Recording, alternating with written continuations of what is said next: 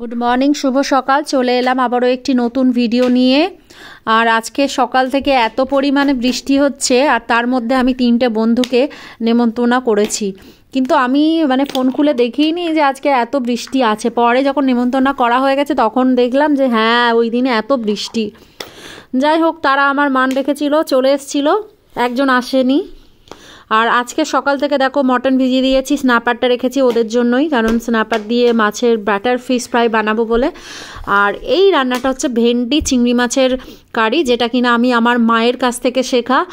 আর অনেক দিন ইচ্ছা ছিল যে তার মতো করে রান্না করব। আমি আমার অর্ধেক রান্না আমার মায়ের কাছ থেকে শিখেছিলাম, তিনি তো আর আমাদের মাঝে নেই। যাই হোক, এই রান্নাটা দেখো 5 ফোড়ন, তেজপাতা, শুকনো লঙ্কাও সে দিত, কিন্তু আমার ছেলে যেহেতু ঝাল খায় না, আমি দিইনি।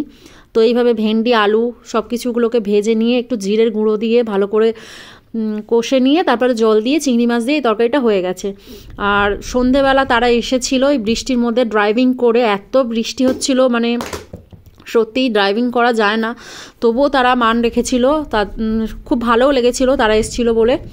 আর এইভাবে আমার পার্টির আড্ডাটা চলছিল। আমার হাজব্যান্ড ওখান থেকে খাবার সাপ্লাই দিচ্ছিল। দেখো, ফুচকা হয়েছিল, ফ্যাঁফড়া তাদের ফেভারিট খাবার, তো তাদের গুজরাটি ডিশ, তারা হচ্ছে গুজরাটি, তো আমার হাজব্যান্ড তাদের জন্য ওটাও নিয়ে এসেছিলো। আর ছিল একটা চিপস ছিল, ন্যাচো ছিল, আরও রাত্রিরে বিরিয়ানি হয়েছিল, খুব এনজয় হয়েছিল। তারপর তারা 10টার সময় বেরিয়ে গেছিলো। এটাই ছিল আজকের দিনের একটা মুহূর্ত, তো তোমাদের সাথে শেয়ার করলাম। দেখা হচ্ছে পরে।